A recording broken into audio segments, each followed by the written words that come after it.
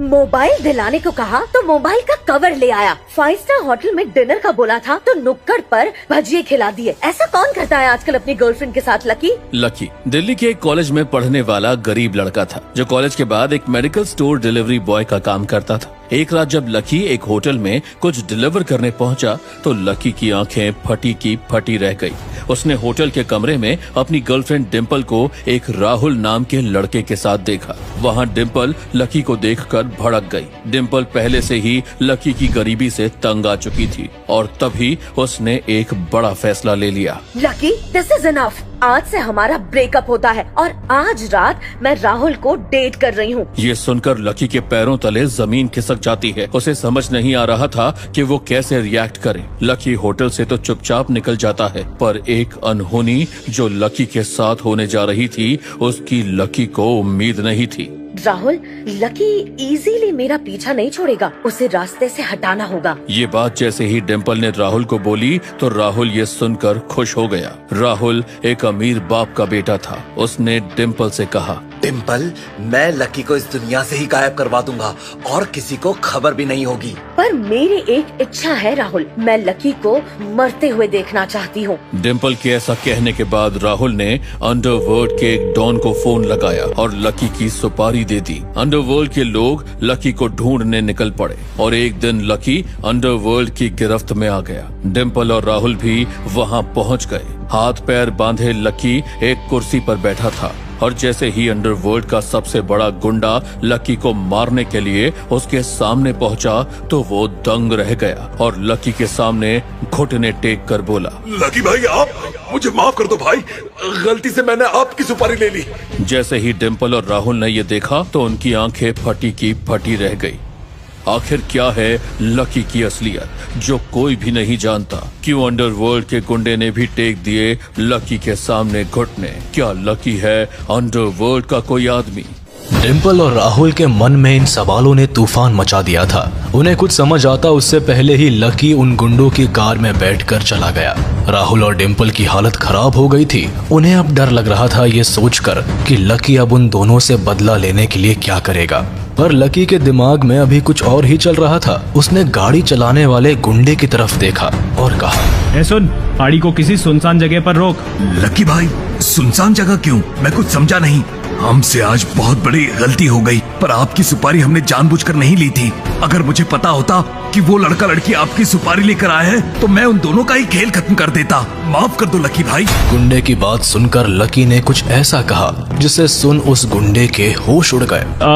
यहीं रोक दो गाड़ी और तुम लोग भी गाड़ी से उतरो और मुझे पीटना शुरू करो। लकी भाई, की आप क्या कह रहे हैं? हम आपको मारे पीटे? अरे हमारी औकात तो आपके सामने खड़े होने की भी नहीं है। हम आप पर हाथ कैसे उठा सकते हैं? अगर इस बात का पता उससे चल गया तो मेरे साथ मेरे परिवार की भी जान ले लेगा। वो कुछ नहीं करेगा, मैंने उसे सब समझा दिया है। अब जल्दी करो और मुझे मारो। अगर मेरी बात नहीं मानी तो फिर वो तुम्हारा क्या करेगा ये तुम जानते हो। लकी की बात सुनकर गुंडे ने ना चाहते हुए भी लकी को लात मुक्के मारना शुरू किया। कुछ देर बाद लकी का चेहरा मिट्टी से सन गया था और उसके कपड़े भी गंदे हो गए थे।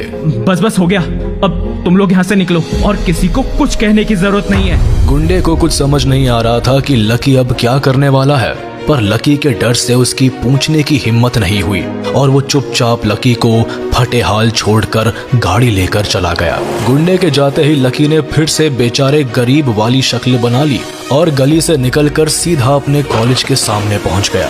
हल्की हल्की बारिश शुरू हो गई। बारिश में लकी के चेहरे पर लगी धूल और खून बहकर उसकी गर्दन तक पहुंच गया था। लकी ने अपना चेहरा भी साफ नहीं किया और सीधा सामने की चाय टपरी पर चला गया। चाचा, एक कप चाय दो ना।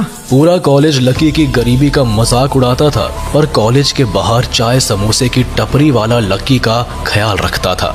बिगड़े और मार खाए हुए लकी को देख उसे दया आ गई और उसने लकी से कहा, अरे लकी बेटा, ये चोट कैसे लग गई? और तुम तो भीग भी गए हो। सुबह से कुछ खाया है या नहीं? ये लो, चाय के साथ समोसा खा लो, गरम गरम बनाए हैं। दुकानदार की बात सुनकर लकी ने अपनी जेब में हाथ डालकर देखा तो उसकी जेब में बस 10 रुपए का नोट था और समोसा 20 रुपए के आते थे। लकी ने थोड़ा झिझकते हुए दुकानदार से कहा, चाचा अभी पैसे नहीं है तो बस चाय ही दे दो। अरे लकी बेटा, पैसे नहीं है तो कोई बात नहीं, बाद में दे देना। तुम अच्छे लड़के हो, तुम्हारे पैसे कहाँ जाएंगे?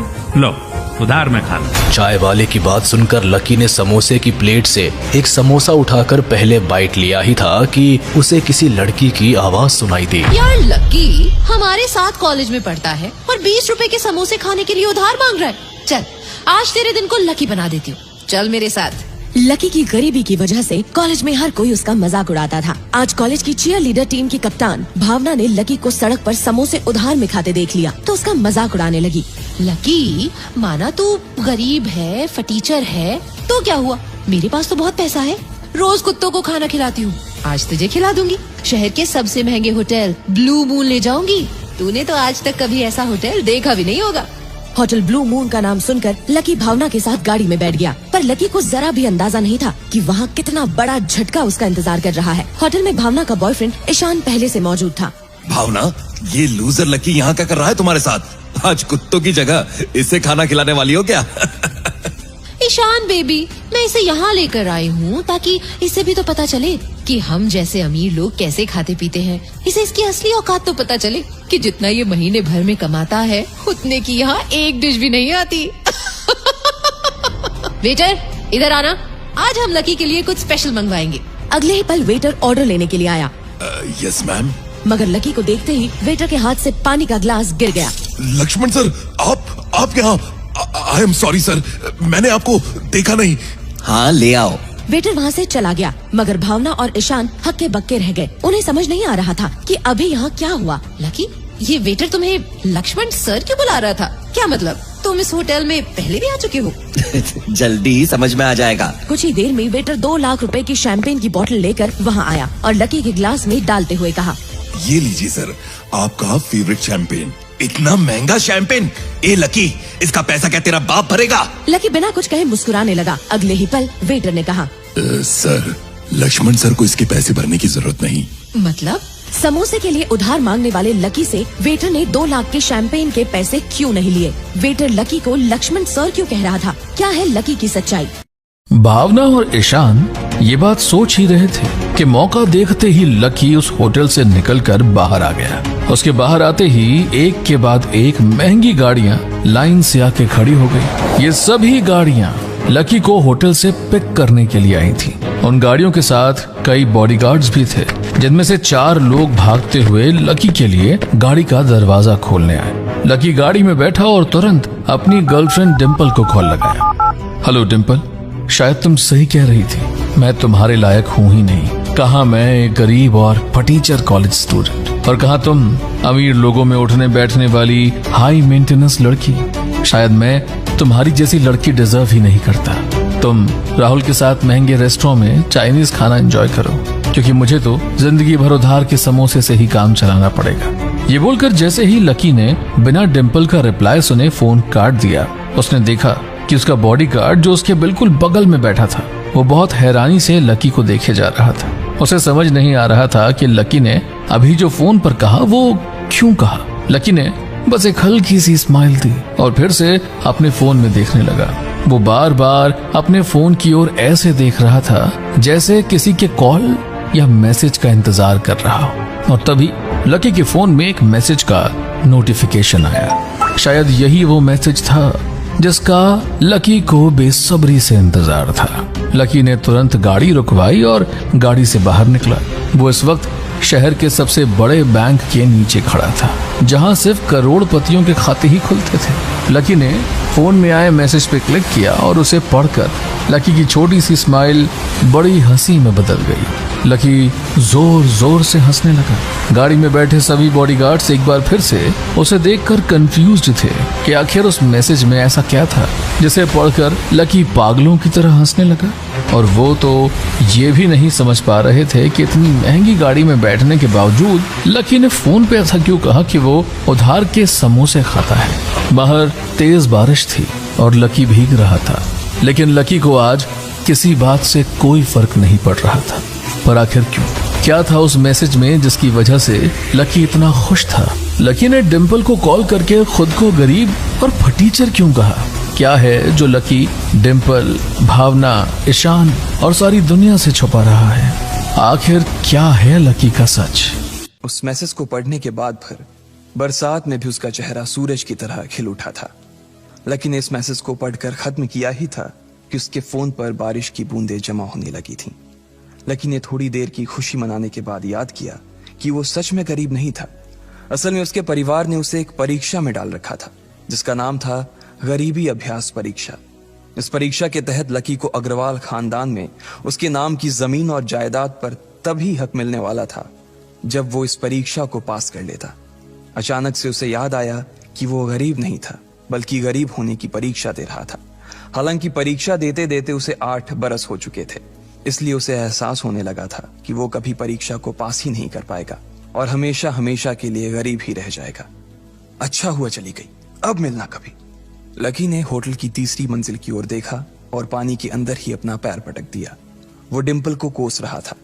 उसने अपनी मोटरसाइकिल उठाई और फिर से चमन मेडिकल स्टोर जाने के लिए मुड़ने लगा। अगले दिन जब लकी की आंख खुली तो वो सीधा उठा और तैयार होकर शहर के सबसे बड़े बैंक न्यू सिटी बैंक पहुंच गया। न्यू सिटी बैंक न सिर्फ शहर का सबसे बड़ा बैंक था बल्कि वो सबसे अमीर बैंक भी था। वहां पर शहर के सबसे अमीर लोगों के ही पैसे जमा किए जाते थे। लकी वहां पैसे को निकलवाने के लिए जा रहा था। New city bank south Delhi में बसा हुआ था और उसके दरवाजे के बाहर महंगी से महंगी गाड़ी खड़ी थी। भाई अब इसमें से कौन सी नई गाड़ी लेगा, लकी ने मन ही मन सोचा। उसे यकीन नहीं हो रहा था कि कल तक तो वो एक मोटरसाइकिल तक नहीं खरीद पा रहा था और आज वो एक कार, और वो भी इतनी महंगी कार खरीदने की सोच रहा था। फिर उसने अपनी नजर गाड़ी पर से हटाई और बैंक के अंदर जाने लगा। उसने देखा कि बाहर बहुत भीड़ थी और महंगे से महंगे कपड़े पहने लोग बैंक के अंदर जा रहे थे। कहां दवाओं की बदबू और कहां ये खुशबू। उसने एक बहुत ही गहरी सांस के अंदर ज्यादा से ज्यादा खुशबू को समेटने की कोशिश करते हुए अपने मन में सोचा, लेकिन अगले ही पल उसके मन में संकोच पैदा हो गया था। रातों रात लकी की किस्मत तो बदल गई थी, लेकिन उसके कपड़े नहीं बदल पाए थे। इतने बड़े बैंक में वो वही कपड़े पहनकर आ गया था जो वो अक्सर अपने काम पर पहनकर जाता था। पैसे लेते ही ना सबसे पहले नए कपड़े खरीदने हैं, लकी ने अपने आप से कहा और फिर बैंक के अंदर दाखिल होने लगा। जैसे ही उसने दरवाजे को धक्का दिया उसे आवाज आई, आउच! लकी थोड़ा सा हड़बड़ी में दिखाई दे रहा था और इस जल्दबाजी के चक्कर में वो एक लंबे बाल वाली लड़की से जा टकराया था जो कि उसके बगल में ही चल रही थी। माफ करना, मैं आपको देख नहीं पाया, सॉरी। लकी ने तुरंत उससे हाथ जोड़कर माफी मांगते हुए कहा। उस लड़की ने इतने अच्छे कपड़े पहन रखे थे कि उसे देखकर ही लग रहा था कि वो किसी अमीर घराने की लड़की थी, इसलिए सॉरी बोलते वक्त ना चाहते हुए भी लकी के हाथ उसके सामने जुड़ गए थे। लेकिन जब उस लड़की ने लकी के कपड़े और उसके हुलिये को देखा तो उसने अपनी नाक भौं सिकोड़ ली। वो लगभग हर रोज इस बैंक में आया और जाया करती थी, लेकिन उसने आज तक इस बैंक के अंदर लकी जैसे फटीचर आदमी को घुसते हुए नहीं देखा था। उसके बालों में से आंवले के तेल की गंध आ रही थी। उसने गुस्से भरी नजरों से लकी की ओर देखा और बोली, क्यों नहीं देख पाए? मैं क्या ट्रांसपेरेंट हूं? तुम्हें इतनी बड़ी लड़की दिखाई नहीं देती? इससे पहले कि बात आगे बढ़ती, उस लड़की ने देखा कि इस बैंक की मैनेजर यास्मीन पटेल उन दोनों की ओर बढ़ी चली आ रही है। उसने भी लकी को देखकर वैसी ही शक्ल बनाई थी जैसी शक्ल उस लंबी लड़की ने बनाई थी। I am so sorry miss, आपको कहीं लगी तो नहीं? यास्मीन ने उस लड़की से पूछा और फिर घिन्न भरी नजरों से लकी की ओर देखने लगी। लकी तमतमाती आंखों से उन दोनों को देखा जा रहा था। वो जानता था कि उसने इतनी जोर से भी दरवाजा नहीं खोला कि उसे चोट लग जाए, लेकिन असल में उसे यह मालूम नहीं था कि वो लोग उसे नहीं बल्कि उसके कपड़े को देख रहे थे। यास्मीन ने लकी को ऊपर से नीचे तक देखा और ना जाने उसके मन में क्यों शक पैदा हो गया। क्या आप मुझे बता सकते हैं कि आप यहाँ पर किस काम से आए हैं? यास्मीन ने बड़ी मुश्किल से अपने चेहरे पर एक मुस्कान लाते हुए कहा। वो उसका हुलिया देखकर ही समझ गई थी कि वो यहाँ का कस्टमर तो नहीं था। लकी ने अपने आप को संभाला और कहा, हाँ वो मैं अपना पैसा निकलवाने के लिए आया था। पैसे निकलवाने के लिए आए हो? यास्मीन ने लकी की बात को ही दोहराते हुए कहा। वैसे तो वो लकी की बात पर जोर से हंसना चाहती थी, लेकिन उसने अपने आप को थोड़ा सा काबू में कर लिया था। लकी की बात सुनकर उसे लग रहा था कि वो कोई पागल था जो यहाँ जबरदस्ती घुसा चला आ रहा था। हाँ तो क्या आपके पास कार्ड है? यास्मीन ने उससे आगे पूछा। न्यू सिटी बैंक का कार्ड हासिल करना एक बहुत ही मुश्किल भरा काम था। अगर किसी को भी उस बैंक का कार्ड लेना था तो सबसे पहले उस आदमी को अपने खाते में कम से कम 5 लाख रुपए जमा करवा कर रखने पड़ते थे, तब जाकर उसे कहीं कार्ड मिलता था। लेकिन लकी तो पहली बार ही यहां आ रहा था, इसलिए उसके पास कार्ड होने की कोई संभावना ही नहीं थी।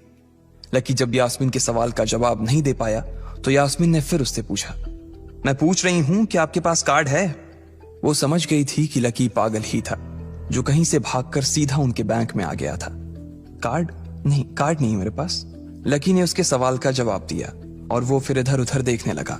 जैसे ही उस लंबे बालों वाली लड़की ने लकी का जवाब सुना तो वो खिलखिलाकर हंस पड़ी। यास्मीन को तो सिर्फ लग रहा था कि वो पागल है, लेकिन वो लड़की तो अपने मन में मान चुकी थी कि यह लड़का कोई पागल ही है जो कहीं झोपड़ पट्टी से यहाँ आ गया है। इससे पहले कि आगे कोई कुछ कह पाता, उस लंबे बालों वाली लड़की के पिता वहां आ गए और बोले, चलो बेटी। उनके हाथों में कुछ कागजात थे। लकी ने देखा कि उन्होंने महंगा सा सूट पहन रखा था। उस लड़की ने यास्मीन के दोनों हाथों को पकड़ा और बोली, यास्मीन देखो, अगर इस तरह के सड़क छाप लोग तुम्हारे बैंक में ऐसे ही घुसते चले आए ना और बाकी कस्टमर्स को परेशान करने लगे तो तुम्हारे बैंक की इमेज और उसके शेयर्स दोनों को काफी नुकसान होगा। एक मैनेजर होने के नाते तुम्हें इन सब चीजों का ध्यान रखना चाहिए। मुझे उम्मीद है कि आगे मेरे साथ ऐसा कुछ नहीं होगा। उस लड़की ने कहा और अपने पिता के साथ बैंक के बाहर चली गई। अपना ध्यान रखना कोयल मैडम, मैनेजर ने उसकी गाड़ी तक छोड़ने के लिए आते हुए कहा।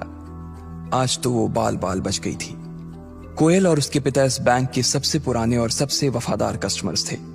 अगर आज यास्मीन उन्हें नाराज कर देती और वो उसके बैंक से अपना खाता बंद करवा देते तो शायद यास्मीन की नौकरी तक जा सकती थी।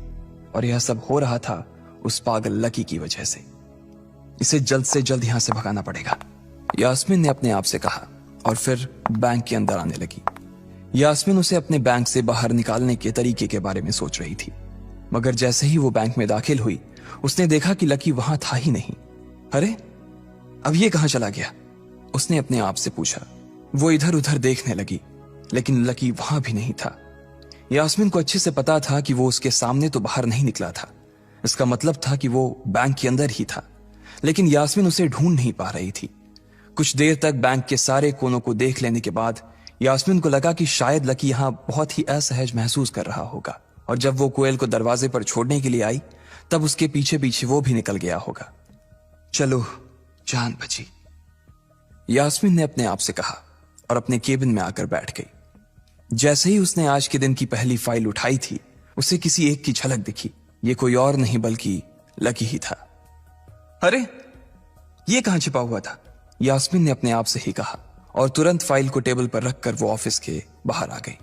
उसने देखा कि लकी बैंक के वीआईपी लॉन्ज के बाहर खड़ा था और उसके खंबे की आड़ की वजह से वो यास्मीन की नजर से बाहर हो गया था। अब यास्मीन को तो वो मिल गया था, लेकिन उसके लिए उससे भी बड़ी एक और मुसीबत खड़ी हो गई थी। लकी जिस कमरे के बाहर अभी खड़ा था उस कमरे के अंदर शहर के सभी रईस लोगों का उठना बैठना था। बैंक के सिलसिले में या फिर किसी दूसरे काम के सिलसिले में वो सभी लोग यहीं आकर बात किया करते थे। उस कमरे के अंदर जो लोग बैठे थे उन सबके करोड़ों रुपए इस बैंक के खाते में जमा थे। अब अगर ऐसे में लकी वहां घुस जाता तो सब लोग मिलकर यास्मीन की गर्दन पर चढ़ जाते। रुको, जहां हो वहीं खड़े रहो, यास्मीन जोर से और साथ ही गुस्से से चिल्लाई। बाकी के लोग जो वहां खड़े थे वो यास्मीन की ये चीख सुनकर डर गए थे। कुछ लोगों को उसकी इतनी जोर से आवाज करने की वजह से गुस्सा भी आ गया था और यास्मीन सबसे मुस्कुराते हुए माफी मांगकर आगे बढ़ती जा रही थी। वो लकी को किसी भी तरह से उस कमरे में जाने से रोकना चाहती थी, लेकिन उससे पहले ही वो उस कमरे के अंदर दाखिल हो चुका था। अरे यार, ये आदमी है या गधा? यास्मीन ने अपना ही सिर पीटते हुए कहा और वो भी उस कमरे के दरवाजे की ओर बढ़ने लगी। उसने उस कमरे का दरवाजा खोलने की कोशिश की, लेकिन वो अंदर से लॉक हो गया था। बाप रे, ये कैसा आदमी है? बिना परमिशन के अंदर घुसा तो घुसा, लेकिन दरवाजा भी अंदर से बंद कर लिया। अब यास्मीन की सांसें फूलती जा रही थी। उसे बहुत डर लग रहा था। उसका जी यह सोचकर घबराए जा रहा था कि ना जाने अंदर लकी और उस रिलेशन मैनेजर के बीच क्या हो रहा होगा। इधर जैसे ही लकी कमरे में दाखिल हुआ, वहां का कस्टमर रिलेशन मैनेजर जो कि सोफे पर फैला हुआ था, वो उसे देखते ही अचानक सीधा बैठ गया। हेलो सर, कैसे हैं आप? उसके मुंह से बिना लकी को देखते हुए ये शब्द निकले। उसे याद था कि इस कमरे में कुछ खास लोग ही आते थे और जो भी आते थे यास्मीन उनके आने की खबर उसे पहले ही दे देती थी। लेकिन इस वक्त जो आदमी उसके सामने खड़ा था, उसे देखते ही वो अपनी जगह पर जम गया था। ना तो वो कहीं से भी वीआईपी लग रहा था और ना ही वो उसका कोई रिश्तेदार था। कौन हो भाई तुम? क्या चाहिए तुम्हें? उस मैनेजर ने 20 साल के जवान लड़के को देखते हुए कहा। मैं यहां अपना पैसा लेने आया हूं। लकी ने सीधे मुद्दे की बात को मैनेजर के सामने रखते हुए कहा, तुम्हारे पास हमारा सुप्रीम कार्ड है? मैनेजर ने उससे ऊपर से नीचे तक देखा और पूछा, नहीं नहीं, मेरे पास कोई कार्ड नहीं है। लकी ने कहा, तो फिर हम तुम्हें कोई पैसा नहीं दे सकते। चलो अभी दरवाजा खोलो और सीधा बाहर निकलो। मैनेजर ने कहा और सोफे पर से उठ गया। नहीं, मैं अपना पैसा लिए बिना नहीं जाऊंगा यहां से। लकी भी जिद पर अड़ गया। अरे बोला ना, बिना कार्ड वाले को पैसा नहीं मिलता है, और वो भी पैसा होगा तब तो मिलेगा ना। मैनेजर ने उसके करीब आते हुए कहा, अरे पैसा है तभी तो निकालने आया हूं सर। लकी ने कहा, देख फालतू की बहस मत कर सुबह सुबह, वरना मैं सिक्योरिटी को बुला लूंगा तो वो लोग मार मार कर बाहर निकालेंगे तुझे। लकी यह सुनकर घबरा गया था। मैनेजर के चेहरे का गुस्सा उसे साफ नजर आ रहा था, लेकिन ऐसा भी नहीं था कि वो झूठ बोल रहा था। भले ही उसके पास कार्ड नहीं था, लेकिन इसका मतलब ये नहीं था कि वो अग्रवाल खानदान का लड़का नहीं था।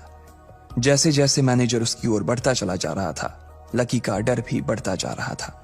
मैनेजर को लग रहा था कि वो कोई संकी था और वो उसे धक्का मारकर बाहर निकालने के लिए आगे बढ़ ही रहा था कि अचानक घबराए हुए लकी के दिमाग में एक आइडिया आया। फिंगरप्रिंट! उसने अपना अंगूठा कमरे में मौजूद उस मैनेजर के सामने उठाते हुए कहा। फिंगरप्रिंट? कौन सा फिंगरप्रिंट? मैनेजर ने चौंकते हुए पूछा। अरे अरे आपने कहा ना कि आपको कार्ड चाहिए, पर मेरे पास कार्ड नहीं है, फिंगरप्रिंट है, और मुझे मालूम है कि आपके यहां फिंगरप्रिंट से भी पैसे निकलते हैं। यह कहते ही लकी ने एक राहत की सांस ली थी, लेकिन मैनेजर को यह समझ नहीं आ रहा था कि आखिर लकी को फिंगरप्रिंट की जानकारी मिली कैसे। तुम फिंगरप्रिंट यूज करना चाहते हो? मैनेजर ने लकी को घूरते हुए पूछा। लकी की शक्ल और उसका हुलिया मैनेजर के लिए उसकी बातों से मेल नहीं खा रहा था। हाँ, मैं फिंगरप्रिंट यूज करना चाहता हूं सर, लकी ने सीना चौड़ा करते हुए कहा। उसे इस तरह देख तो मैनेजर और भी कंफ्यूज हो गया था। मैनेजर ने सोचा कि उसे एक चांस देना चाहिए, इसलिए उसने लकी को फिंगरप्रिंट इस्तेमाल करने की इजाजत दे दी थी। वो अपनी टेबल के पास गया और उसके दराज में फिंगरप्रिंट वाली मशीन ढूंढने लगा। 2-3 ड्रॉर में झांकने के बाद आखिरकार उसे वो मशीन मिल गई थी। चुपचाप यहां पर अपना अंगूठा लगाओ, मैनेजर ने मशीन को आगे बढ़ाते हुए लकी से कहा। लकी ने अपनी फटी हुई पैंट के पिछले हिस्से में अपना अंगूठा पोंछा और फिर उस मशीन पर लगा दिया। 2 सेकंड बाद मशीन में से एक आवाज आने लगी। उसके अंदर एक लाल बत्ती चल रही थी और वो जोर जोर से बीप कर रही थी। देखा, तुम्हारा फिंगरप्रिंट मैच नहीं कर रहा है। मैंने पहले ही बोला था कि कोई खाता नहीं है इस बैंक में तुम्हारा। मैनेजर ने लकी को ऐसे देखा जैसे वो कोई बड़ा अपराधी था। मैनेजर उसकी पैंट की ओर देखने लगा। उसे लग रहा था कि लकी ने अपनी जेब में कोई हथियार छुपा रखा था और वो मैनेजर को बेवकूफ बना रहा था। इससे पहले कि लकी अपनी जेब से कोई बंदूक या बम निकालता, मैनेजर ने अपना फोन निकाला और पुलिस का नंबर लगाने लगा। लकी ने उसकी स्क्रीन पर देख लिया था कि वो 100 नंबर पर फोन लगा रहा था। लकी बुरी तरह से घबरा गया था। वो बहुत ही उत्साह और जोश में अंदर तक तो चला गया था, लेकिन उसे मालूम नहीं था कि वो इतनी बड़ी मुसीबत में फंसने वाला है। अब आगे क्या होने वाला था? क्या लकी उसे पुलिस को बुलाने से रोक पाता? कहीं उसे कोई फेक मैसेज तो नहीं आया था? लकी कैसे इन मुसीबत से बाहर निकलेगा? लकी बैंक के अंदर दाखिल तो हो गया था, लेकिन जब मैनेजर ने उससे पैसे निकालने के लिए कार्ड मांगा तो उसके पास कार्ड नहीं था। उसकी फटेहाल हालत देखकर पहले ही मैनेजर को गुस्सा आ रहा था और उसमें लकी ने ये डिमांड रख दी थी कि वो फिंगरप्रिंट से पैसे निकलवाना चाहता था। लेकिन पानी तब सर के ऊपर से निकल गया जब उंगली मैच नहीं हुई। मैनेजर ने फोन निकाला और पुलिस को फोन लगाने लगा। अरे अरे ये क्या कर रहे हो? देखिए सर, मेरी बात सुनिए, मैं कोई क्रिमिनल नहीं हूं। हो सकता है मैंने गलत उंगली लगा दी हो, बस आप मेरे को एक लास्ट बार फिंगरप्रिंट लगाने दो प्लीज। लकी ने उसके सामने हाथ जोड़ते हुए कहा। देख, ये उंगली भी अगर नहीं लगी ना तो फिर ये मत कहना कि मैं अगली उंगली भी ट्राई करके देखता हूं। बार बार ऐसा नहीं चलने वाला है। अगर ये वाली काम नहीं की तो मैं सीधा पुलिस को फोन करने वाला हूं अभी, मैनेजर ने लकी को धमकाते हुए कहा। उसने अपने एक हाथ में मशीन और दूसरे हाथ में मोबाइल फोन पकड़ा हुआ था। उसने अपनी स्क्रीन पर पुलिस का नंबर खोल रखा था और उसका अंगूठा हरे बटन पर ही टिका हुआ था। इधर लकी ने अपने सीधे हाथ की उंगली को अपने पैंट से साफ किया और भगवान का नाम लेकर उसे उस मशीन पर लगा दिया। जैसे ही उसकी उंगली उस मशीन पर पड़ी, अब की बार फिर मशीन से एक आवाज आई और वो चमक कर हरी हो उठी। तभी मैनेजर के मोबाइल पर एक मैसेज आया। मैनेजर ने उस मैसेज को पढ़ना शुरू किया। Verification successful. खाता 1, नाम लक्ष्मण लाल अग्रवाल, खाता नंबर 01104। जैसे ही मैनेजर ने इस मैसेज को देखा, उसकी आंखें फटी की फटी रह गई थी। उस मशीन पर चमकती लाइट को देखते हुए लकी की आंखें भी चमक आई थी। लकी उस हरी बत्ती को देखते ही झूम उठा था और फिर उसने मैनेजर को घूर कर देखा उसके दिमाग में वो सारी बातें चल रही थी जो मैनेजर उससे अभी थोड़ी देर पहले सुना रहा था। इधर मैनेजर ने उसके आगे हाथ जोड़े और खिसिया कर हंसते हुए कहा, लक्ष्मण सर प्लीज मुझे माफ कर देना सर। मैं इस ब्रांच में नया आया हूँ और इसलिए मुझे मालूम नहीं था कि आप कौन हो। मैं इस ब्रांच का कस्टमर मैनेजर शशिकांत वर्मा हूँ। प्लीज आगे भी मेरा ध्यान रखना सर, प्लीज। Sorry sir. हाँ ठीक है, तो मुझे ये बताओ कि मेरे खाते में कितने पैसे रखे हुए हैं, लकी ने कहा। और वो अब सोफे पर बैठ गया। मैनेजर उसके सामने ही खड़ा हुआ था और उसके खाते की जानकारी अपने फोन पर ही निकाल रहा था। उसने अपने फोन पर इधर उधर कुछ उंगलियां चलाई और बोला, हो गया सर, आपके खाते में इस वक्त 90,80,70,650 रुपए रखे हुए हैं सर। शशिकांत के खुद के होश इतनी बड़ी रकम को देखने के बाद उड़ गए थे। उसे विश्वास नहीं हो रहा था कि इस आदमी के खाते में इतना पैसा भी हो सकता था। लकी की शक्ल देखकर तो यही लग रहा था कि उसकी उम्र 20 से 22 साल से ज्यादा नहीं थी। ऐसे में अगर उसके खाते में इतना सारा पैसा रखा हुआ था तो ये वाकई बहुत बड़ी बात थी।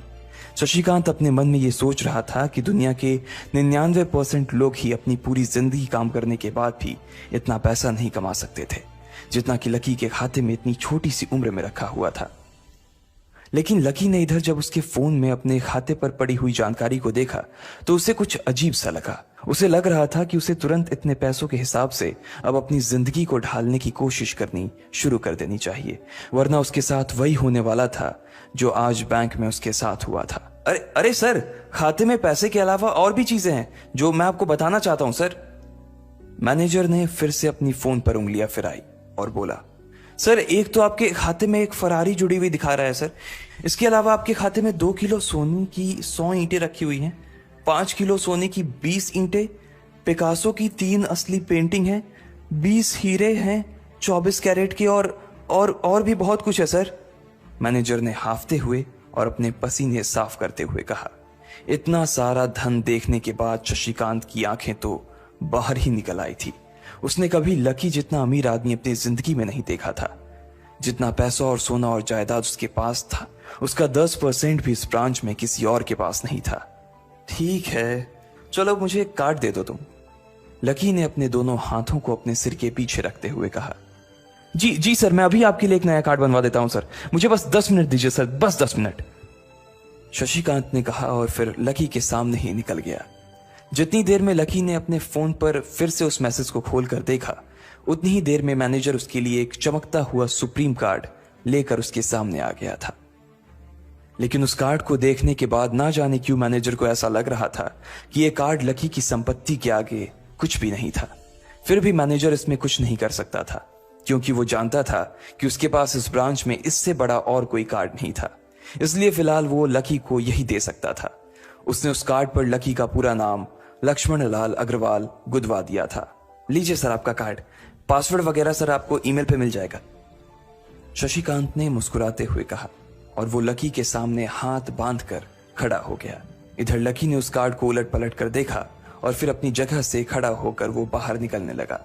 शशिकांत का मन तो यही कर रहा था कि वो उसे दरवाजे तक छोड़ने जाए, लेकिन उसकी ड्यूटी इसी ऑफिस में थी और वो किसी को बाहर छोड़ने नहीं जा सकता था।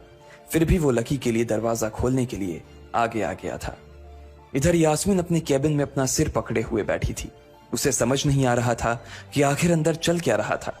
एक पल को तो उसे लगा कि लकी पागल नहीं बल्कि बदमाश था कोई और उसने शशिकांत को बंदी बना लिया था। लेकिन जब वो लकी के लिए कार्ड लाने के लिए अपने दफ्तर से बाहर आया तो यास्मीन को लगा कि कुछ गड़बड़ नहीं हुई थी। फिर ये इतनी जल्दी में कहां जा रहे हैं, उसने अपने आप से पूछा। शशिकांत को सुरक्षित देख बैंक के बाकी लोग भी दरवाजे पर से पीछे हट गए थे। वैसे भी उसे देखते ही सब लोग अपनी अपनी जगह पर वापस दौड़े चले जाते थे। शशिकांत का खौफ ही ऐसा था कि उसकी आंखों की झलक भर से खड़ा कर्मचारी जाकर अपनी कुर्सी पर बैठ जाता था। लेकिन एक बार शशिकांत के बाहर आने के बाद वो दोबारा बाहर नहीं आया था और ना ही लकी कमरे से बाहर आया था। इधर यास्मीन परेशान हुए जा रही थी। वो जानती थी कि अगर कुछ भी गड़बड़ हुआ तो सबसे पहले उसकी नौकरी जाने वाली थी। उसने बड़ी मुश्किल से और मेहनत करके इस नौकरी को हासिल किया था और वो किसी पागल की वजह से इसे अपने हाथ से नहीं जाने देना चाहती थी। जैसे ही परेशान यास्मीन ने अपनी नजर उठाकर फिर से उस कमरे की ओर देखा तो पाया कि लकी बहुत ही आराम से उस कमरे से बाहर निकलकर दरवाजे की ओर बढ़ता चला जा रहा था। रुको, तुम इस तरह नहीं जा सकते। यास्मीन जोर से चिल्लाई और भागते हुए लकी के पास चली गई। तुम्हारी हिम्मत कैसे हुई जबरदस्ती हमारे वीआईपी रूम में घुसे चले जाने की? यास्मीन ने गुस्से में पूछा। उसका मन तो यही कर रहा था कि वो अभी लकी का गिरेबान पकड़कर उसे झकझोर दे, लेकिन उसने अपने आप को रोक रखा था। मैंने पहले भी कहा था ना आपसे, मैं यहां सिर्फ अपना पैसा लेने आया था और कुछ नहीं, लकी ने कहा और मुस्कुराने लगा। यास्मीन ने देखा कि उसके हाथ में एक सुप्रीम कार्ड था और वो उसकी उंगलियों के बीच चमक रहा था। यास्मीन के दिमाग में आया कि लकी ने यह कार्ड कहीं अंदर से चुरा तो नहीं लिया, और इससे पहले कि वो यहां से चोरी करके भागता, यास्मीन जोर से चिल्लाई, सिक्योरिटी सिक्योरिटी। उसकी आवाज को सुनते ही 2 बंदूक वाले गार्ड भागे भागे यास्मीन के पास आ गए। ये चोरी करके भाग रहा है, पकड़ो इसे। लकी ने जब यास्मीन के मुंह से ये बात सुनी तो उसके कान खड़े हो गए। इससे पहले कि वो वहां से अपनी जान बचाकर भाग पाता, सिक्योरिटी वालों ने उसे धर दबोच लिया था और फिर उसकी जेब टटोलने लगे थे। इधर यास्मीन ने देखा कि उस सुप्रीम कार्ड पर उसने अपना नाम भी गुदवा लिया था। तुम्हारी इतनी हिम्मत कि तुमने शशिकांत सर को डरा कर अपना नाम भी लिखवा लिया इस पर। इसकी जेब चेक करो, यास्मीन ने गुस्से से कहा। दोनों में से एक गार्ड लकी की जेब टटोलने लगा था। लकी की समझ में नहीं आ रहा था कि आखिर ये लड़की उससे समझ क्या रही थी। अगर उसे उसके खाते या इसकी संपत्ति या सिर्फ इसके परिवार के बारे में भी पता चल जाता तो भी यास्मीन उसके पैरों में गिर जाती। इससे पहले कि लकी अपनी सफाई में कुछ कह पाता, एक गार्ड बोला, मैडम इसकी जेब में तो कुछ नहीं है, बल्कि फटी हुई जेब है इसकी। तभी उसकी बात सुनकर दूसरे सिपाही ने कहा, मैडम हो सकता है ये इसी जेब में चाकू रख कर लाया हो और उसको निकालते वक्त उसी चाकू से इसकी जेब फट गई होगी, मुझे तो ऐसा ही लग रहा है। दूसरे सिपाही ने अपनी लड़खड़ाती जबान में बोला, अरे पागल हो क्या, ये सब आप लोग क्या बोल रहे हो? शशिका। इससे पहले कि लकी आके कुछ बोल पाता, एक गार्ड ने उसके दोनों हाथों को मरोड़ दिया था। इधर यास्मीन अपने मन में सोच रही थी कि अगर वो चाकू लाया था तो फिर वो चला कहां गया था। बाप रे! अचानक से यास्मीन की आंखें बड़ी सी हो गई थी। उसे लगा कि लकी ने उस चाकू से शशिकांत का खून कर दिया था। यास्मीन ने तुरंत अपना फोन निकाला और पुलिस को फोन मिलाते हुए कहा, हेलो पुलिस स्टेशन, मैं न्यू सिटी बैंक से बोल रही हूँ। हमारे बैंक में एक सनकी चोर घुस आया है और उसने हमारे कस्टमर मैनेजर का खून कर दिया है। आप प्लीज जल्दी आ जाइए सर। यास्मीन ने घबराते हुए कहा और फोन रख दिया।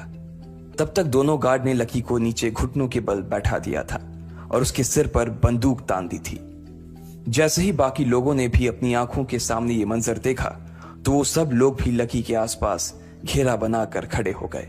अंदर बैठे मैनेजर ने जब इस हलचल को देखा तो वो भी अपना सारा सिस्टम बंद करके बाहर आ गया। अरे क्या हो रहा है ये सब? उसने जोर से आवाज देते हुए पूछा।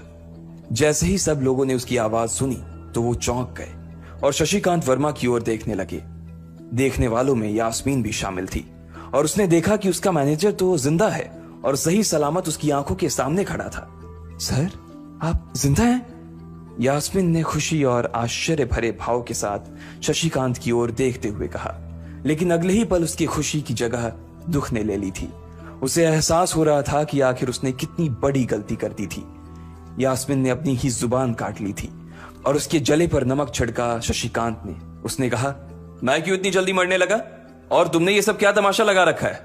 उसने कहा और फिर उस भीड़ की ओर बढ़ने लगा। जैसे ही वो आगे आया उसने देखा कि उन लोगों ने लकी को गन पॉइंट पर बैठा रखा है। अरे किसने किया ये? शशिकांत तुरंत लकी की ओर दौड़ा और उसने उसके पास खड़े दोनों गार्ड्स को हटा दिया। फिर लकी को उठाने के लिए उसने अपना हाथ उसकी ओर बढ़ा दिया और बोला, sir I am really sorry sir, इस बेवकूफी के लिए मैं आपसे माफी मांगता हूं sir, I am really sorry sir. Shashikant उसके पैरों में ही गिरने को हो गया था। लकी उसका हाथ पकड़कर खड़ा हुआ और फिर यास्मीन की ओर घूरने लगा। आप पूछ रहे थे ना कि किसने किया? इसने किया है ये, और इसने सिर्फ इतना ही नहीं किया बल्कि इसने पुलिस को भी बुला लिया है। इसे लग रहा है कि मैं कोई क्रिमिनल हूं जिसने आपका खून कर दिया है और आपसे ये कार्ड चुरा कर भाग रहा हूं, ये कार्ड जो आपने मुझे दिया है। लकी ने यास्मीन की ओर उंगली दिखाते हुए गुस्से में कहा। अचानक ही सब लोग थोड़ा पीछे हटकर यास्मीन को देखने लगे थे। यास्मीन घबराई हुई सी फर्श पर तो कभी छत को देखे जा रही थी। यास्मीन, जो मैं सुन रहा हूं क्या वो सच है? शशिकांत ने यास्मीन को घूरते हुए गुस्से में पूछा। उसकी आंखों में छुपे गुस्से को यास्मीन बर्दाश्त नहीं कर पा रही थी, इसलिए उसकी ना तो लकी से और ना ही शशिकांत से नजर मिलाने की हिम्मत हो रही थी। फिर भी वो जानती थी कि उसका चुप रहना इस वक्त उसके लिए बहुत खतरनाक हो सकता था, इसलिए उसने कहा, सर ये सब मेरी गलती है सर, ये मेरी बहुत बड़ी मिसअंडरस्टैंडिंग है सर। मुझे लगा कि ये जबरदस्ती अंदर घुस आया है और इसने आपके ऊपर हमला करके आपसे जबरदस्ती ये कार्ड बनवा लिया है और फिर आपको मार दिया है सर। यास्मीन ने घबराते हुए कहा। उसकी डरी सहमी सी आंखों में अब आंसू ही आ गए थे। मैनेजर ने जब उसकी ये बात सुनी तो उसने अपना सिर पकड़ लिया। यास्मीन जैसी समझदार लड़की इतनी बड़ी भूल कैसे कर सकती थी? उसने लकी को पहचाना ही नहीं था। खैर, मैनेजर को लगा कि इसमें उसकी कोई गलती नहीं थी। जब वो खुद लकी को नहीं पहचान पाया था तो फिर यास्मीन कैसे पहचान पाती? इसलिए उसने सोचा कि सबके सामने उसे कुछ कहने से अच्छा था कि वो यास्मीन को एक कोने में ले जाकर लकी की सच्चाई बताए। शशिकांत ने उसका हाथ पकड़ा और उसे खींचकर अपने साथ खंबे के पास ले गया और बोला, तुम्हें मालूम है ये कौन है? अरे ये लक्ष्मण अग्रवाल है, लक्ष्मण अग्रवाल खानदान का वारिस। तुम्हें पता है ना कि अग्रवाल खानदान का खाता हमारे बैंक की जितनी भी शाखाएं हैं उसमें सबसे बड़ा खाता है। यास्मीन ने जैसे ही यह नाम सुना, उसके पैरों के नीचे से जमीन खिसक गई थी। वो जानती थी कि अगर न्यू सिटी बैंक इतनी ऊंचाइयों पर पहुंचा था तो उसके पीछे अग्रवाल खानदान का सबसे बड़ा हाथ था। इस बात का जिक्र उससे तब भी किया गया था जब उसने नौकरी ज्वाइन की थी। तुम्हें पता है इस लड़के के नाम पे कितनी प्रॉपर्टी है? ये अपने दम पर ना इस पूरे एरिया को खरीद सकता है, शशिकांत ने यास्मीन से कहा। यास्मीन जैसे जैसे लकी को देखी जा रही थी वो बड़ी बड़ी आंखों से उसे घूरे जा रही थी। लकी कभी उन दोनों को देख रहा था तो कभी अपने आसपास खड़े लोगों को देख रहा था। अब सबसे पहले तो पुलिस को फोन करो और उनसे कहो कि हमसे गलती हो गई थी, और उसके बाद जाकर तुम उनसे भी माफी मांगो, और अगर उन्होंने तुम्हें माफ कर दिया तो तुम्हारी किस्मत, वरना समझ लेना कि तुम्हारी नौकरी चली गई, शशिकांत ने कहा और दौड़कर लकी के पास जाकर खड़ा हो गया। इधर यास्मीन अभी भी वहीं पर खड़ी थी। अभी अभी जो शशिकांत उसे बता कर गया था वो यास्मीन पचा नहीं पा रही थी। उसे लग रहा था कि इसमें उसकी कोई गलती नहीं थी, लेकिन कोई उसकी सुनने वाला नहीं था। बैंक उस छोटी सी मैनेजर के चक्कर में अपने सबसे बड़े कस्टमर को छोड़ने वाला तो नहीं था। अब मेरे पास और कोई रास्ता नहीं बचा है, यास्मीन ने निराश होते हुए अपने आप से कहा, और फिर अपनी जेब से फोन निकालकर पुलिस थाने में फोन लगाया। जैसे ही यास्मीन ने पुलिस वालों से ये कहा कि उससे गलती हो गई और जिसे वो बदमाश समझ रही थी असल में वो बदमाश नहीं बल्कि शहर के सबसे बड़े रईस का बेटा था, तो उधर से आवाज आई, मैडम सॉरी, लेकिन अब तो गाड़ी निकल गई है, वहां पहुंचती होगी, अब आपको जो भी कहना है इंस्पेक्टर साहब से कह देना। और उस पुलिस वाले ने फोन काट दिया। मर गए, यास्मीन ने अपने आप से निराश होते हुए कहा। उसके हाथ थर थर कांप रहे थे। उसे समझ नहीं आ रहा था कि अब वो क्या करे। अब उसके पास लकी से माफी मांगने के अलावा और कोई चारा नहीं बचा था। लेकिन अगर लकी सर ने मुझे माफ नहीं किया और उल्टा मेरे ऊपर डिफेमेशन का चार्ज लगा दिया तो, यास्मीन ने अपने आप से कहा, और वो अब और भी ज्यादा घबरा गई थी। उसने देखा कि लकी उसे घूर कर देख रहा था। शशिकांत पूरी कोशिश कर रहा था कि वो लकी को शांत करवा सके, लेकिन लकी वहां से हिलने का नाम तक नहीं ले रहा था। यास्मीन उसके पास पहुंच गई थी। वैसे तो वो जानती थी कि उसे माफी मांगने से उसकी किस्मत बदलने वाली तो थी नहीं, फिर भी उसने एक बार कोशिश करनी चाहिए और लकी से कहा, सर मैं आपको गलत समझ रही थी सर, एक्चुअली आपके। यास्मीन ने उसके कपड़े को देखा और एक सांस लेते हुए आगे बोली, सर प्लीज मुझे माफ कर दीजिए सर, मेरी इंटेंशन आपको हर्ट करने की बिल्कुल भी नहीं थी, मैं तो जो कुछ कर रही थी बैंक की सेफ्टी के लिए कर रही थी सर। यास्मीन ने गिड़गिड़ाते हुए कहा और नीचे देखने लगी। इट्स ओके, कोई बात नहीं है, लकी ने कहा और उसके हाथ से अपना सुप्रीम कार्ड लेकर निकल गया। यास्मीन को अपने कानों पर तो विश्वास ही नहीं हो रहा था। वो मान ही नहीं पा रही थी कि लकी ने उसे माफ कर दिया था। उधर लकी को अपने आप पर विश्वास नहीं हो रहा था कि वो रातों रात इतना अमीर हो गया था। आखिर लकी इतने पैसों का क्या करने वाला था? क्या उसके खाते की बैलेंस की तरह वो भी रातों रात बदल जाता? ये पैसा उसकी जिंदगी को क्या दिशा देने वाले थे? लकी न्यू सिटी बैंक से अपना सुप्रीम कार्ड लेकर निकल रहा था। असल में उसे क्लास में जाने में देर हो रही थी, इसलिए वो बिना यास्मीन से कुछ कहे या उसे सबक सिखाए वहां से निकल गया था। लकी दिल्ली यूनिवर्सिटी के ही एक कॉलेज में पढ़ता था। जैसे ही वो कॉलेज के अंदर दाखिल हुआ, उसके पैर एक कीचड़ से भरे गड्ढे में पड़ गए। ओह शिट, उसने अपने आप से कहा और अपने जूतों को पास की सड़क पर साफ करने लगा। वो कॉलेज एडमिनिस्ट्रेशन के दफ्तर की ओर देखकर उसे कोस रहा था। कॉलेज की सड़कों पर इतने सारे गड्ढे हो गए थे, लेकिन वो लोग एक भी गड्ढा नहीं भरवा रहे थे। जब भी लकी इस चीज की कंप्लेन करने के लिए वहां जाता तो वो इसे ये कह देते कि फंड ही नहीं है। उसने जैसे तैसे अपना जूता तो साफ कर लिया था, लेकिन वो अपनी पैंट पर लगे कीचड़ के दाग को साफ नहीं कर पाया था। वो बाथरूम की ओर जा पाता, इतने में क्लास की घंटी बज गई। वो भागते हुए क्लास में पहुंचा। उसने दरवाजे के बाहर से ही देखा कि प्रोफेसर कमलनाथ मिश्रा पोडियम पर आ गए थे और उन्होंने आज के लेक्चर की शुरुआत भी कर दी थी। जैसे ही उनकी नजर बाहर खड़े लकी पर पड़ी तो उनकी आंखें निराशा से भर आई। इधर लकी का सिर भी शर्म से झुक गया था और उसे अंदर ही अंदर बुरा लग रहा था। कॉलेज में जितने भी प्रोफेसर थे उनमें से कमलनाथ जी को लकी सबसे ज्यादा पसंद करता था। बाकी प्रोफेसर ये बात जानते थे कि लकी पढ़ाई के साथ साथ जॉब भी करता था, इसलिए उसका पढ़ाई में ध्यान नहीं था, इसलिए वो भी लकी के ऊपर ज्यादा ध्यान नहीं देते थे। कुछ लोग तो पूरी क्लास के सामने उसका मजाक भी उड़ाते थे, लेकिन सिर्फ कमलनाथ जी ही ऐसे प्रोफेसर थे जो उसके साथ बराबरी का व्यवहार करते थे। लकी बिना कुछ कहे वैसे ही अपना सिर नीचे झुकाए क्लास में दाखिल हो गया।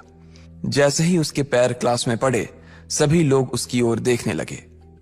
अबे ये फटीचर कब से लेट आने लगा? सूरज पश्चिम से उग सकता है लेकिन ये कभी लेट नहीं हो सकता। आज क्या हो गया इसे? एक लड़के ने लकी को चिढ़ाते हुए कहा। अबे यार इसकी पैंट तो देख कितनी गंदी है। भाई क्लास में लड़कियां भी होती हैं, कम से कम कपड़े तो ढंग से पहन के आ यार। दूसरे लड़के ने कहा और उसकी ये बात सुनकर उसके पास बैठी लड़की हंस दी और बोली, अरे कहां से पहन कर आता? कपड़े के लिए तो पैसे हैं नहीं इसके पास, एक ये कपड़ा है इसके पास, बहुत है इसके लिए। क्लास में बैठे सभी लोगों ने लकी के ऊपर फफ्तियां कसनी शुरू कर दी थी। हर कोई उसके ऊपर कुछ न कुछ कहे जा रहा था। ऐसा नहीं था कि लकी ये सब आज ही सुन रहा था। इस तरह की फफ्तियों का सामना वो रोज करता था। रोज उसे ऐसी बातें सुनकर बुरा भी लगता था और आज भी उसने अपना सिर नीचे तो झुका लिया था, लेकिन आज उसके चेहरे पर एक मुस्कान थी। इन लोगों को पता नहीं था कि यह अनलकी आज कितना लकी होकर आ रहा है।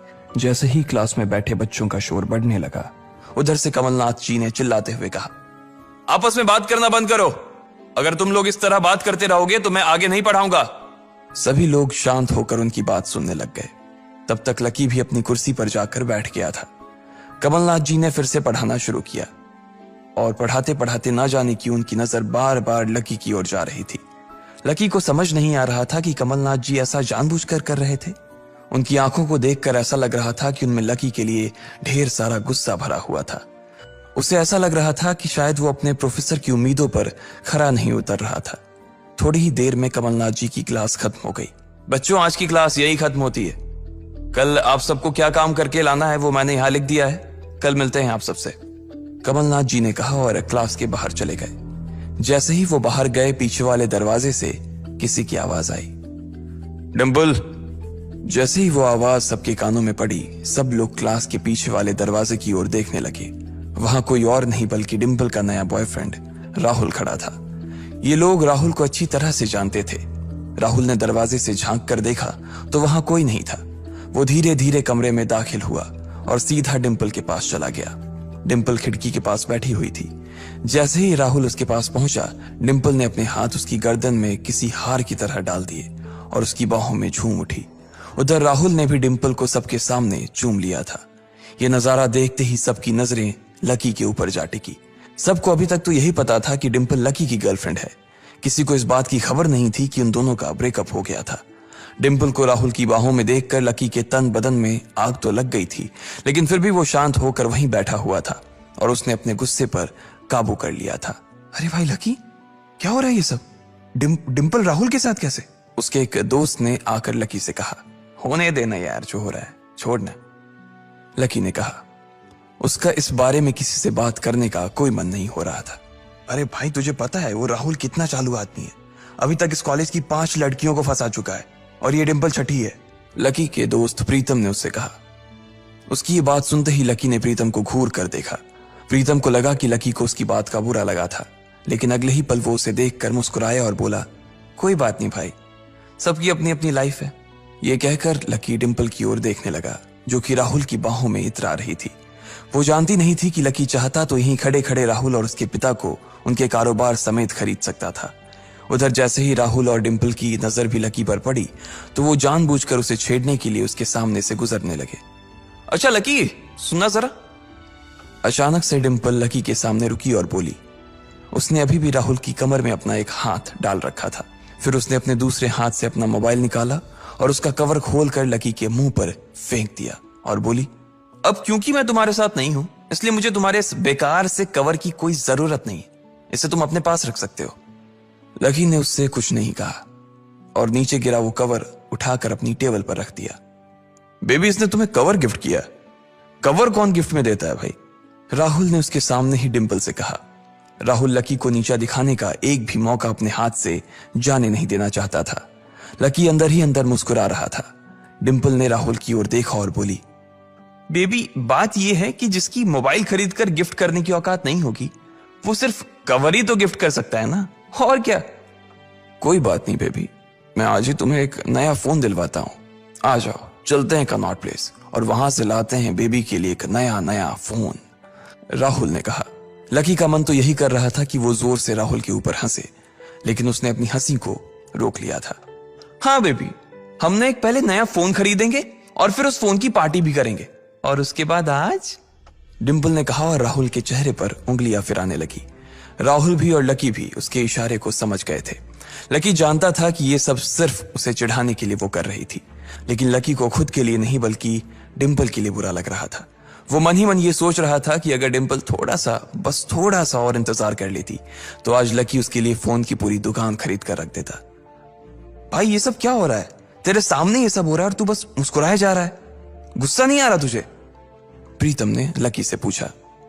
नहीं यार, जो हो रहा है अच्छा ही हो रहा है, जो होता है वो भी अच्छे के लिए होता है, इसलिए चल यार, छोड़, लकी ने कहा और फिर राहुल और डिम्पल की ओर देखने लगा। अब उन दोनों की नजर लकी के मुस्कुराते हुए चेहरे पर पड़ी तो वो अंदर से भवक गए। दोनों की दोनों ही ये सब सिर्फ और सिर्फ लकी को जलाने के लिए कर रहे थे, लेकिन वो तो ऐसे बैठा था जैसे उसका और डिम्पल का कोई रिश्ता ही नहीं था। जब अपनी इस बातों का लकी के ऊपर कोई असर होता नहीं दिखा तो डिम्पल राहुल से बोली, बेबी चलो यहां से। बेबी नहीं बेबी, हबी। आज से तुम मुझे हबी बोलोगी और मैं तुम्हें बोलूंगा मेरी प्यारी वाइफी, राहुल ने कहा और लकी के सामने ही डिम्पल को चूम लिया। ये देखते ही लकी थोड़ा सा जल्द भुन तो गया और उसका जवाब भी वो राहुल को देना चाहता था, इसलिए उसने कहा, डिम्पल ये सब क्यों कर रही हो तुम? क्या दिखाना चाहती हो इससे?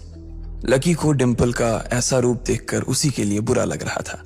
राहुल की किसी बात का तो लकी के ऊपर कोई असर ही नहीं हुआ, लेकिन लकी की इस बात का राहुल को जरूर बुरा लग गया था।